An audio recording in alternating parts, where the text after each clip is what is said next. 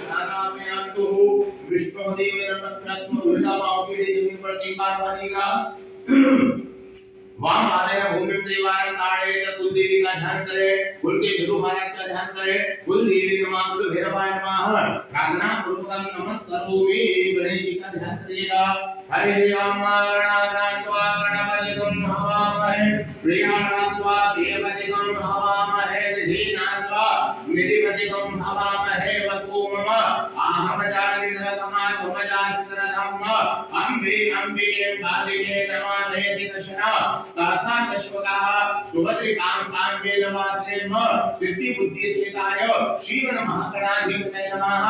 अक्षरधर संतान विदमे तत्वमनो स्वरूपम गकारां पूर्वरूपम मकारं मध्यम रूपम स्वादशंकर मित्रत्व रूपम नादः संतान सुखदास देशे गणेश विद्या गणपति श्री राजन नाम देवतां गणपति नमः तमत्वासमत नारदानंद विश्वये सुपुत्रम काम कंपिना देवम जगत कारण सुखारो सभ्यज्ञान देह प्रसाद ब्रह्म ध्यान सब सहयोग योगी नाम नमो भगवते नमो भगवते नमः भगवते नमस्ते नमोद्राजनाय वेद विना प्रणाम करें अपने को मानेगा कार में घेती रखी हैं कार में घेती रखी